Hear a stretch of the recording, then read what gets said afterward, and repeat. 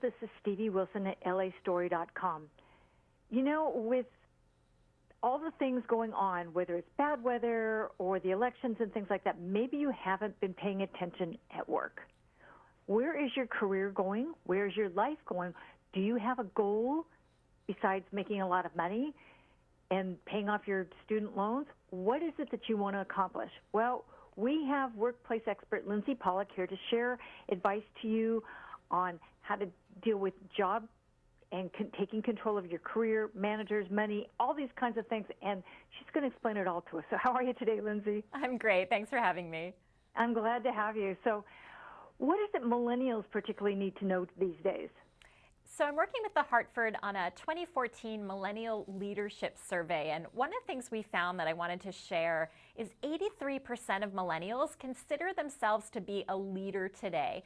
That's primarily at home with friends and family right now, but over the next 5 years, the place they most aspire to lead is in the workplace. So I think it's really important to think about matching that ambition to the skills that you need to move forward in your career. Okay. So where do these then start? So I think one of the places to start is where millennials told us they want support from their employers, which is training and development. Think about what gaps you might have in your experience, in your skill set, and look for training programs, books, blogs, whatever you can find to help you get it. Mentoring, coaching as well. I think it's important to not feel that your career is entirely in your hands, but that you have to find resources that can support you. Agreed, because mentoring is finding the right mentor to mentor you is really critical. Mentoring is so important, and one of the programs that I'm seeing at companies that's really interesting is reverse mentoring, because in the workplace today, young people have a lot to bring, particularly their technical and social media skills. So look for those cross-generational relationships where if you're a millennial, you have maybe a baby boomer mentor who guides you on leadership, experience, skill building, the etiquette of the workplace. But that baby boomer also gets value from the millennial in some of these new areas of the workforce that are so important for them to understand as well. Agreed, because it's two halves of the same coin. Absolutely, and we can all really learn from each other. So in terms of beyond the baby boomers, but going into Gen Y versus Gen X, what's the difference here? So Gen X is my generation. We're sandwiched between these huge generations. There are 80 million millennials, and there are 76 million boomers in this country. There are only about 45 million Gen Xers. We're kind of in the sandwich generation. We're also in our 30s and 40s today, so often very busy raising families, taking care of elderly parents. We also have to deal with these two generations, but in many ways, we're the glue. I think we're bilingual. We speak both languages, and if we can all have a little bit of empathy for each other and learn how we all have different priorities, that's a really good way to make the multi-generational workplace work. Okay, so, and that's really crucial, because if everybody can understand where their place is in terms of the age group, but also what they bring to the table, then there's an easier way to carry on the conversation. Absolutely. It's about a little bit of empathy, and we all know how to do this because we do this in our families. People are different ages. They have different backgrounds and perspectives. We just need to remember that in workplace situations as well. Okay, you're right, absolutely right there.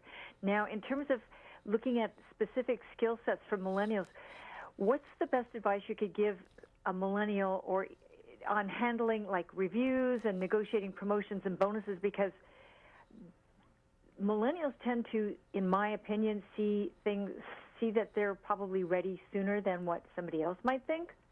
As we said, they are very ambitious. They see themselves as leaders now, but this is the time of year to make sure you're being specific about that. So my message to millennials right now is prepare. Do your homework for your end of year review. Make a list of what you accomplished in 2014. Really put it on paper. Set goals for 2015, and don't just think about your own ambitions. Think about what value you are bringing to your employer. You also want to protect your leadership potential with benefits. Salary and bonuses are not just the only things on the table right now. Maybe your company can support you with education reimbursement or a more flexible schedule. All of that should be part of your thinking, always, but particularly now at the end of the year. Agreed. And then, too, you've got open enrollment for health care that's something that millennials need to start realizing is a value. Absolutely. Health insurance, disability insurance to keep a paycheck coming in if you're injured or become sick off of the job. Life insurance. A lot of millennials have student loan debt.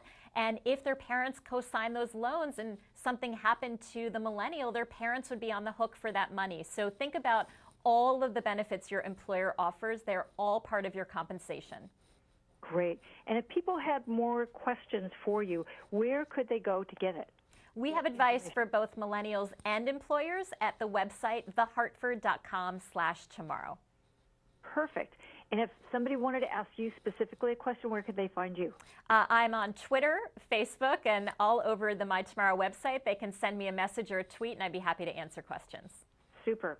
People, you need to really rethink and listen to this interview again. I'm going to have to do it too, because there's a lot of information that she's given you. And go look at the website. The link will be on the blog. Everything is there.